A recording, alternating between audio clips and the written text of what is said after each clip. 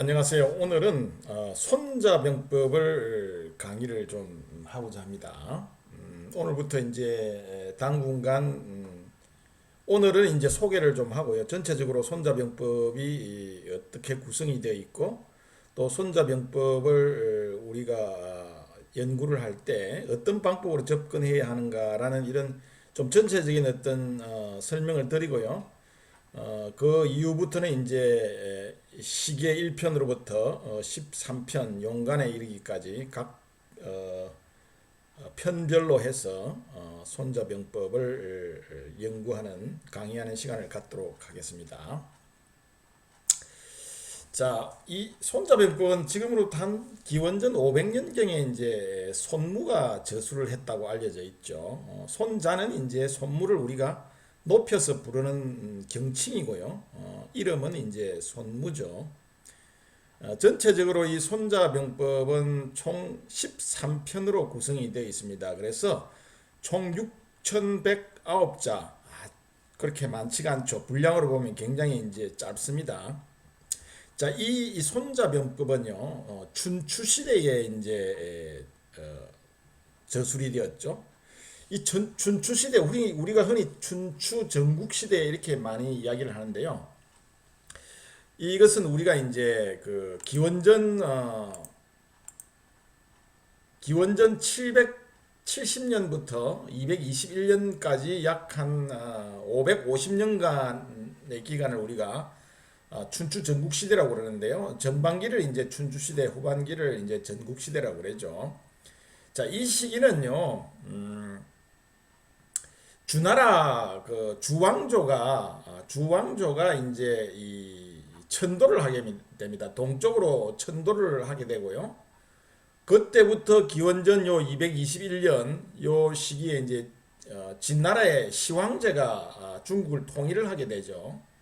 그 기간까지를 우리가 흔히 이제 춘추 전국시대라고 그러고 또는 뭐 진나라보다 앞선 시대라고 해서 선진시대라고도 이야기를 합니다. 550년간 지속되었고요. 자, 이 시대는 이제 중국 사상의 어떤 개화 결실의 시기라고 볼 수가 있어요. 이 시대의 사상가들을 흔히 우리가 제자라고 이야기했죠. 제자라고 그러고 그 학파를 우리가 백가라고 그래서 제자 백가 이렇게 이야기를 많이 하죠. 그래서 상업이 이 시기에는 굉장히 많이 발달했고요. 이때부터 이제 철기가 사용이 되기 시작합니다. 이 주나라가요.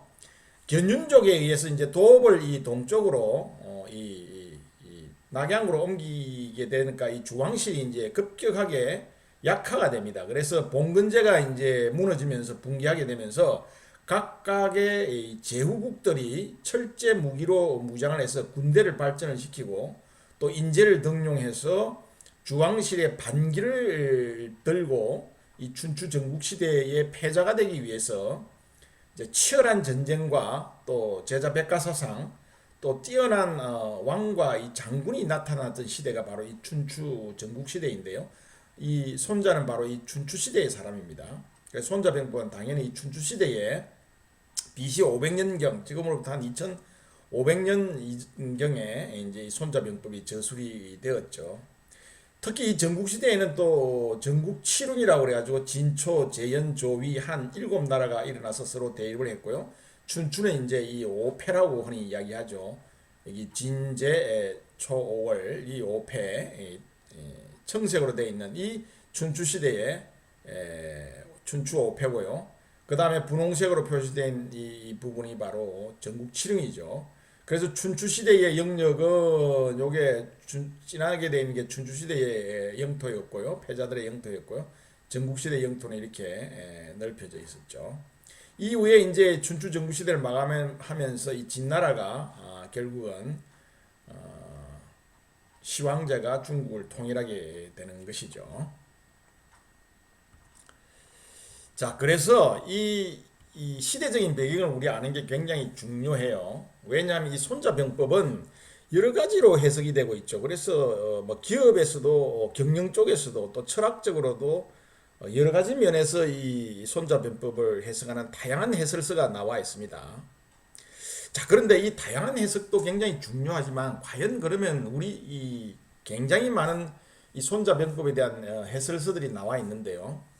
과연 그러면 우리가 제대로 손자병법을 이해하고 있는가라는 데 대해서는 우리가 약간 그 의문을 좀 제기할 필요가 있다고 봅니다. 손자병법이 쓰였던 시대가 이 춘추 시대이기 때문에 이 시대에는 제자백가 사상을 중심으로 해가지고 춘추의 다섯 제후들이 서로 좌우을 겨루던 그런 시기였기 때문에 이때에 이제 이 손자가 오나라 왕 함녀에게 헌정한 책입니다. 우리가 뭐 서양에서 마키아벨리가 군주론을 지어서 메디치 가문에 헌정을 했듯이 이 손자가 바로 이 함녀에게 헌정한 책이죠. 결국은 이 손자병법을 시험해보고 나서 이 오왕 함녀가 결국은 손자를 자기의 군사 즉 책사로 이렇게 삼아서 오자서와 같이 이 오나라가 굉장한 어떤 국력을 신장하는데 뭐 당시의 국력이라 해봐야 결국은 군사력이죠. 결국은 경쟁국을 물리치는 큰 기여를 하게 됩니다. 자, 그런데 이 손자병법은요, 중요한 게 바로 이 원정. 이 원정에 염두를 두고 기술을 했다. 요거 굉장히 중요한 포인트입니다. 이 멀 원자죠. 원거리에서 이 정벌을 한다 이런 뜻이죠. 원정 작전에 염두를 두고 기술을 했습니다. 그런데 이러한 것들을 우리가 손자병법을 해석할 때 이런 기본적인 어떤 바탕을 우리가 이해하지 않고 손자병법을 해설을 하게 되면 상당히 좀 왜곡되는 그런 방향으로 해석이 될 우려가 없지 않아 있어요. 그래서 이 손자병법은 전체적으로 보면 일반적인 우리가 흔히 이야기하는 일반적인 전쟁이 아니라 이 원정작전의 개념을 두고 저술되었다라는 것을 우리가 기억할 필요가 있고요. 그리고 이 손자병법은 13개로 구성된 이 각 편이 있는데요. 1편부터 13편까지죠. 그런데 이게 이제 시간적으로나 공간적으로 이 원정작전을 수행해가는 그런 단계에서 입각해서 순차적으로 전개됐다는 것입니다.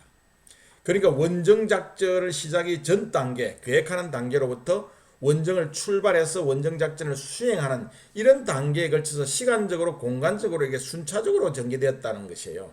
자, 이러한 것들을 우리가 염두에 두지 않으면요, 손자병법에 나오는 1편부터 13편까지의 내용을 잘못 해석하는 오리를 범할 수 있다는 것입니다. 그래서 여기서 중요한 것은 손자가 결국 춘추 시대에 이 손자병법을 저술을 했고요.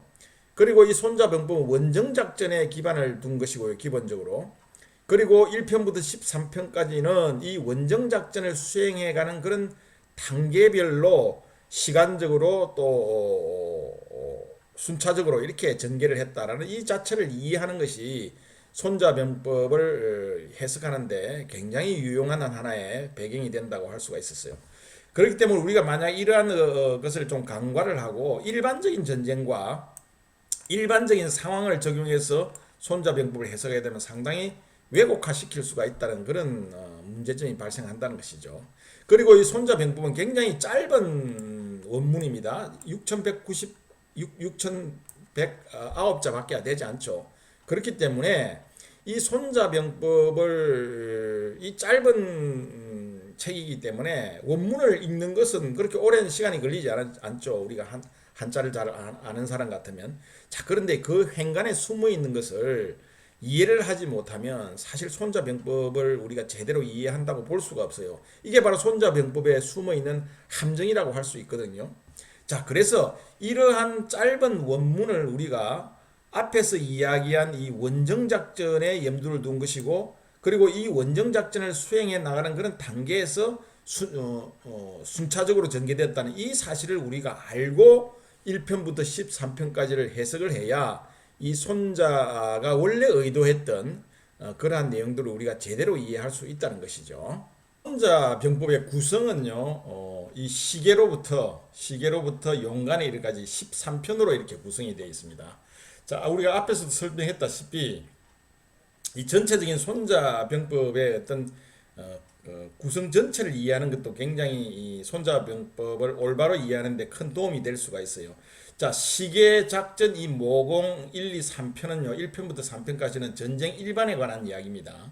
그래서 전쟁을 결심할 때에 전쟁은 결국은 국지대사이기 때문에 국가의 어떤 존망을 다투는 일이기 때문에 전쟁은 신중하게 결정을 해야 한다는 그런 의미거든요. 뭐 너무나 당연한 이야기죠. 자, 그런데 이제 여기에서 전쟁 전에 어떤 대비 태세와 여러 가지 비교 요소를 통해서 성산을 판단해야 된다는 내용이 이제 547계라는 내용을 가지고요. 이렇게 잘 설명을 하고요. 물론 나중에 이제 우리가 자세하게 이제 논의를 하겠지만요. 그 다음에 이제 이 작전편은 이 시계라는 것은 계획을 시작한다 이런 의미죠. 작전은 전쟁에 이제 돌입했을 때, 전쟁을 시작했을 때, 결국은 여러 가지 이제 속전속결, 전쟁을 빨리 단기 속결전을 해야 된다는 것이죠. 그렇지 않으면 엄청난 피해를 입을 수 있다는 게 그런 의미고, 이 전쟁 일반 단기 속결전을 강조하고 있고요. 그 다음에 이제 모공편에는 최소한의 피해에 의해서 승리를 추구해야 된다라는 내용이죠. 그리고 전쟁 자체는 어떤 피차가 쌍방에 큰 피해를 입기 때문에 결국은 전쟁을 신중하게 해야 하고, 또 일단 전쟁에 돌입을 하게 되면 단기 속결을 해서 전쟁을 빨리 끝내야 되고 최소한의 있던 피해에서 승리를 추구해야 되는 일반적인 어떤 우리 전쟁의 일반적인 원칙들을 이야기하는 게 바로 1편으로부터 3편까지의 주 내용이고요. 물론 우리가 이런 것들도 해석을 할 때도 앞에서 우리가 이야기했다시피 원정작전, 춘추시대의 제후국들이 서로 간에 이제 경쟁을 하던 그런 시대에서 결국은 전쟁이라는 것은 원거리 정벌을 해야 되는 상황이었죠. 그러한 것을 가정하에서 우리가 이런 것들을 다 논의를 해야 된다고 했습니다. 그래서 원정작전을 해야 되기 때문에 결국은 일반적인 전쟁이 아니라 원정작전에 염두를 둬야 되기 때문에 이러한 것들은 굉장히 중요하다는 것이죠. 그렇기 때문에 단기 속결을 해야 되는 것이고 최소한의 피해에 의해서 승리를 추구해야 결국은 전쟁이 끝난 이후에도 결국은 국가를 보존할 수 있다는 이런 어떤 기본적인 원정작전이라는 배경이 반드시 깔려 있는 것입니다. 그 다음에 이제 군형, 병세, 허실 이 4편, 5편, 6편에서는 이제 주로 용병술에 관한 내용입니다. 용병술이라는 것은 이 시대의 용병술이라는 것은 오늘날로 이야기하면 전술의 개념이에요. 그 부대를 운용한다 이런 뜻이죠. 용병이라는 것은 우리가 군사를 이야기할 때 흔히 양병과 용병으로 나누죠. 양병은 군사력을 건설하는 개념이고요. 그 다음에 용병은 건설된 군사력을 어떻게 운용하는가의 어떤 술적인 차원이죠. 우리가 뭐 전쟁술이라고도 이야기하기도 하고요. 흔히 우리가 용병술이라고 이야기합니다. 그래서 우리가 결정적인 어떤 결전을 할 때 용병에 관한 어떤 그런 내용들입니다. 우리가 결정적인 전투를 할 때 어떻게 부대를 운용을 해야 하는가라는 내용을 다룬 게 바로 이 군형, 병세, 허실이에요. 이것도 결국은 원정작전이라는 어떤 가정하에서 이러한 논의가 다 손자는 논의를 했던 것입니다. 그래서 구전 우리가 선성구전 뭐 이런 말 많이 쓰죠. 먼저 이겨놓고 싸운다 이런 의미죠. 그래서 이러한 선성 이후 구전을 하기 위해서는 어떻게 부대를 편성을 해야 되고요. 그리고 결정적인 전투에 임해서는 어떤 우리가 공격의 기세를 어떻게 발휘해야 한다. 공격 기세, 모멘텀 오브 어택이죠. 공격의 기세를 어떻게 공격의 기세가 늦춰지면 안 되죠. 이런 어떤 공격 기세를 이야기하고 있고요. 병세편에서는요. 허실편에서는 적의 취약점을 만들어서 그 취약점을 공격해야 한다는 것입니다. 앞에 보면 최소한의 피해라고 이야기했죠. 흔히 우리가 뭐 간접 접근이라고 흔히 이야기하는데요. 최소 저항선, 적이 최소한의 어떤 저항을 하는 적의 저항이 가장 미약한 부분, 이런 부분들을 우리가 강한 전투력을 집중해서 공격을 해야 아군은 피해를 덜 받고 적은 강력하게 우리가 공격을 할 수가 있는 그 궁극적으로 승리를 달성할 수 있다는 게 기본적인 어떤 우리가 공격 작전의 어떤 원칙이죠. 자, 이러한 것들 2500년 전에 이제 송자는 당시의 춘추 시대에 원정작전이라는 어떤 그런 제한적인 어떤 조건 속에서 이러한 것들이 굉장히 중요하다고 논의를 쭉 해왔다는 것입니다. 그래서 만약에 적의 허점이 없으면 적의 허점을 조성을 해야 된다는 것이죠. 이런 적의 허점을 조성하고 그 다음에 허점으로 적을 공격해야 된다는 거예요. 이게 이제 허실편의 주 내용입니다. 그래서 군형, 병세, 허실 이 세 개의 장에서는 주로 부대를 어떻게 운용을 할 것이냐, how to employ forces에 대한 이야기고요. 그 다음에 이거는 principle of war, 전쟁의 원칙에 관한 이야기입니다. 시계부로부터 모공편은. 그 다음에 이제 군쟁 구변 행군 이 편에서는 구체적으로 부대 기동, maneuver, 그죠?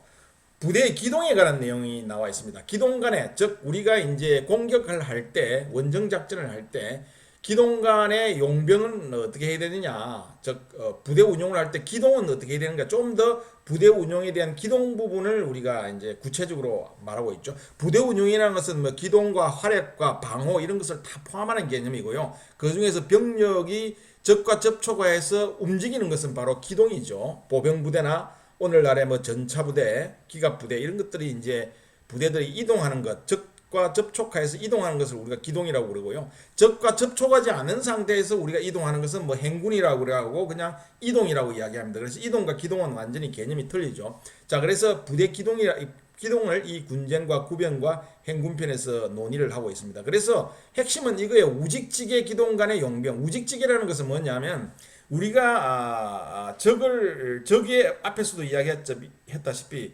적이 강력하게 배치되어 있지 않는, 적이 강하게 배치되어 있지 않는, 적이 취약한 부분으로 돌아서 결국은 가는 것이 훨씬 더 거리는 멀지만 결국은 공격의 효과면에서는 크다는 그런 의미죠. 그래서 손자는 2500년 전부터 이런 오늘날 현대전에서 강조하고 있는 간접 접근 전략의 개념을 굉장히 많이 강조를 하고 있죠. 이게 이러한 개념이 바로 이 우직지계의 개념인데요.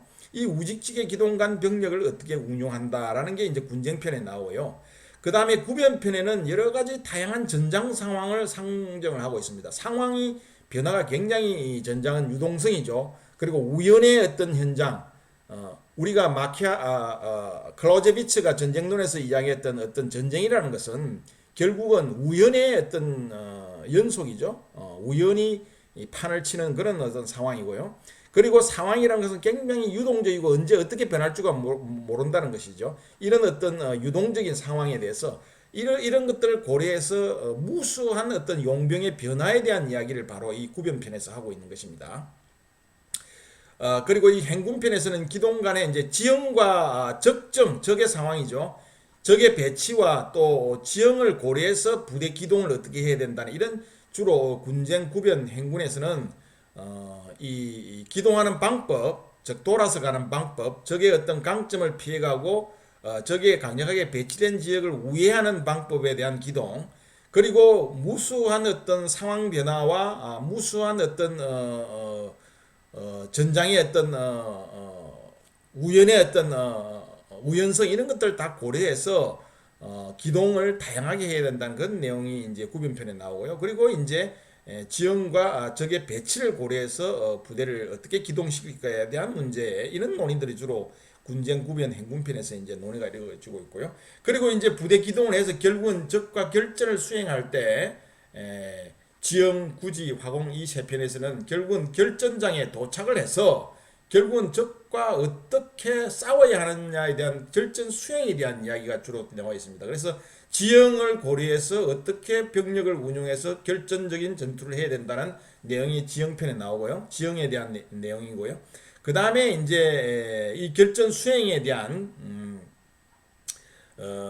결전 수행을 어떻게 해야 된다. 결전을 수행하기 위해서는 용병, 병력을 어떻게 운용해야 한다라는 어떤 결전 수행에 대한 내용이 바로 이 구지편에 나와 있고요. 손자 병법을 전체적으로 종합하는 이런 어떤 내용들이 나와 있습니다. 그리고 화공편에서는 결전 수행, 즉 부대 기동을 통해서 결국은 결전을 수행할 때는 화공, 즉 화공으로 어떤 기동을 보조해주는 이런 역할을 해야 된다는 것이죠. 현대전에서도 기동과 화력이 우리 전장 기능의 중요한 요소 중에 하나가 바로 기동과 화력이죠. 기동과 화력이 조화롭게 이루어지지 않으면 사실은 전투에서 승리할 수가 없죠. 이것처럼 당시에 손자도 결국은 결전장에서 부대 기동을 효과적으로 하기 위해서는 화공으로 결정적인 전투를 지원을 해야 된다는 이런 의미가 담겨 있는 것입니다. 이게 화공편에 나와 있고요. 오늘날 이제 포병에 의한 화력, 항공에 의한 화력 지원에 관한 내용들이라고 볼 수 있고요. 그리고 2500년 전의 손자는 오늘날의 정보, 중요성이 현대전에서 굉장히 강조되고 있는데, 이 정보가 사실 강조된 게 그렇게 긴 시간이 아니죠. 현대전에 들어서 우리가 정보 혁명이 일어나면서 정보의 중요성이 더욱더 강조되고 있는데요. 오늘날 정보 없이는 전쟁을 한다는 것은 거의 우리가 상상할 수가 없죠. 자, 2500년 전에 손자는 이 첩자들을 운용해서 정보를 획득하는 것을 굉장히 중요하게 생각했습니다. 그래서 오늘날에 정보의 중요성을 2500년 전에 손자는 이 용감편을 통해서 강조를 하고 있는 것이죠. 자, 다시 한번 정리를 하자면요. 손자병법은 시계 편으로부터 용감편으로 여기까지 13개 편으로 이렇게 구성이 되어 있는데요. 앞에서 해다시피 춘추시대의 원정작전에 기반해서 이 원정작전을 시작하기 이전의 단계와, 그리고 원정작전에 돌입한 단계, 그리고 원정작전에 돌입해서 결전을 수행하는 단계, 이런 원정작전의 단계를 시간대별로 또 순차적으로 이렇게 손자병법을 시계편으로 이렇게부터 화공, 용관까지, 이렇게 용관은 물론 전체적으로 다 적용이 되는 것이지만요. 이렇게 원정작전을 어떤 시간적 차원으로 시간적 어떤 순서대로 이렇게 전개를 하고 있다는 이 사실을 우리가 다시 한번 염두에 두고 우리가 차근차근 1편으로부터 13편까지 앞으로 강의를 진행해 가도록 하겠습니다. 우선 군사 전략학의 관점에서 우선 접근을 하고자 합니다. 물론 뭐 손자병법을 다양한 어떤 차원에서 우리가 해석을 할 수도 있지만, 앞에서 설명했다시피 손자가 이 병법을 저술을 했을 때 당시의 시대적 상황을 볼 때는요, 춘추시대 결국은 패권을 장악하기 위한 하나의 군사 전략적인 어떤 측면에서 사실 기술을 했기 때문에, 저술을 했기 때문에 이번 강의에서는 군사 전략학의 관점에서 접근을 해 보고자 합니다. 그 다음에 두 번째는 손자가 상정한 전쟁 양상이 이제 이 손자병법에는 세 가지로 전쟁 양상을 상정하고 있는데요. 여기에 부합하는 해석을 한번 해보고자 합니다. 첫 번째가 이 적국을 원정해서 합병을 하기 위한 전면 전쟁을 손자가 상정을 하고 있고요. 그 다음에 이제 적 영토를 침략해서 적의 수도로 진격을 한 뒤에 벌이는 결정적인 공격 작전, 결전이죠. 결정적인 공격 작전. 이거는 전면전이고요. 공격 작전. 그 다음에 이 당시에 춘추시대는 같은 민족으로 구성된 제국들 간의 일종의 시빌 워죠. 내전이기 때문에 이러한 전면전쟁이라는 어떤 상황과, 그 다음에 결정적인 공격작전이라는 상황과, 그 다음에 내전의 성격을 띠었다는 이 세 가지의 전쟁 양상에 부합하는 그러한 어떤 가정을 가지고 1편으로부터 13편까지 한번 해석을 해보고자 합니다. 손자가 당시에 이러한 어떤 전쟁 양상을 상정을 해놓고 이 손자병법을 기술을 했고, 또 오왕 함녀에게 이 책을 헌정을 하고, 또 이 책을 기초로 해서 오왕 함녀의 군사가 되어서 결국은 오왕이 초나라를 거의 괴멸시킬 직전까지 갔던 이런 아주 혁혁한 공을 세웠던 배경이 바로 이런 전쟁 양상의 상정을 한 손자병법 덕분이라고 볼 수 있는 것이죠.